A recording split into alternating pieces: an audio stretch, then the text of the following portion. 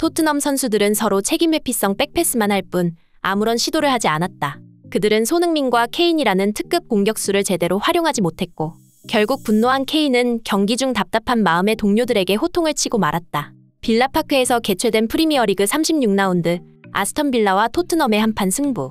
이번 경기에서 보인 케인의 반응이 영국 축구 팬들에게 큰 화제가 되고 있습니다.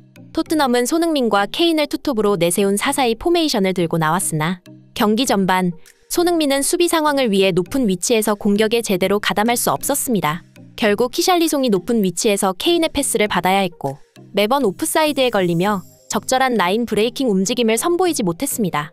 만약 그 위치에 손흥민이 있었다면 몇 번이나 골로 연결될 수 있었다는 점에서 경기를 지켜보는 토트넘 원정 팬들을 답답하게 만들었습니다. 또한 토트넘 수비진과 미드필더진은 빌드업이 제대로 전개하지 못하며 뒷공간을 한 번에 허무는 패스를 주지 않고 서로 백패스만 돌릴 뿐이었습니다. 무엇 하나 제대로 풀리지 않는 상황. 결국 케인이 호통치는 장면이 카메라에 잡혔는데요. 이에 스포츠 전문가들은 케인의 반응이 이해가 된다며 이 모든 것은 손흥민을 수비적으로 사용한 결과라며 토트넘 전술을 비판했습니다.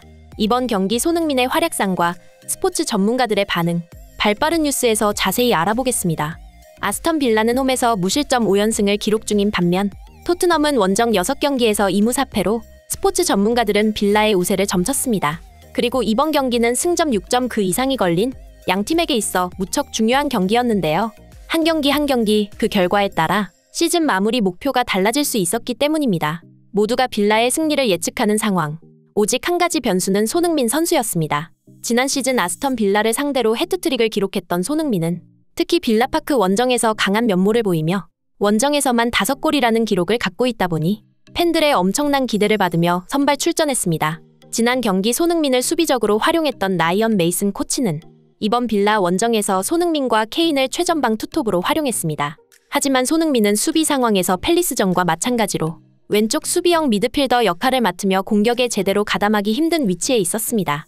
특히 토트넘의 빌드업 체계는 백패스 위주다 보니 공이 앞으로 전진할 수 없었고 라인을 올린 아스턴 빌라의 넓은 뒷공간을 제대로 공략할 수 없었습니다. 무엇보다 답답했던 것은 아스턴 빌라는 최종 라인을 하프라인까지 올리며 강한 압박을 시도했으나 토트넘은 이 엄청나게 넓은 뒷공간을 허물 수 있는 패스를 찔러줄 선수가 없었습니다. 결국 보다 못한 랑글레가 손흥민을 겨냥한 패스를 시도했으나 정확하지 못했고 전반전 이른 시간에 실점했던 토트넘은 1대0으로 전반전을 마무리하게 됩니다. 비록 한 점 차이였으나 경기력을 생각하면 1대0인 게 다행일 정도의 끔찍한 경기력이었는데요. 후반전 토트넘은 골이 필요해진 상황이 되자 라이언 메이슨은 전술 변화를 감행할 수밖에 없었습니다. 손흥민을 보다 공격적으로 활용할 수 있도록 히샬리송을 대신해 오른쪽으로 이동시킨 후 높은 수비 라인으로 압박을 시도하는 빌라의 뒷공간을 공략할 수 있도록 변화를 시도했습니다.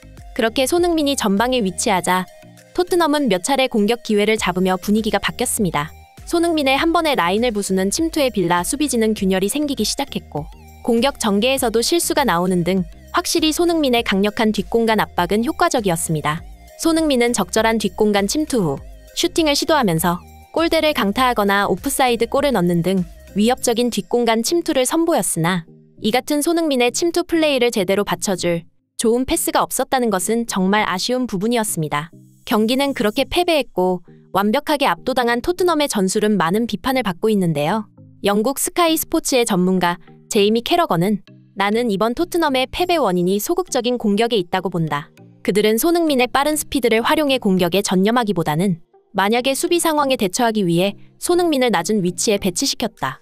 그 결과 오히려 아스턴 빌라 선수들은 아주 높은 위치까지 라인을 올려 토트넘을 압박했고 토트넘은 빌드업 자체가 꽉 막히며 공이 앞으로 전진하지 못했다. 후반전이 되자 손흥민을 높은 위치로 배치시키면서 토트넘의 공격은 숨통이 트였지만 만약 처음부터 손흥민을 공격적으로 활용했다면 경기 결과는 달랐을지도 모른다. 라는 토트넘 전술에 대한 가감없는 비판을 했습니다. 제이미 캐러거의 설명처럼 아스턴 빌라는 이번 경기 내내 라인을 아주 높이 올렸습니다. 하지만 손흥민에게 침투 패스를 찔러줄 선수가 없거나 히샬리송 같은 선수들이 케인의 침투 패스를 받곤 했습니다. 결국 토트넘이 승리하기 위해서는 손흥민에게 공격을 몰아주는 것이 최선이었다는 말이었죠. 이번 경기 손흥민 선수도 오프사이드에 걸리긴 했지만 라인 브레이킹에 특화된 공격수 손흥민이 보다 많은 기회를 가졌다면 어땠을까 하는 아쉬움이 남는 경기였습니다. 이상 발빠른 뉴스였습니다.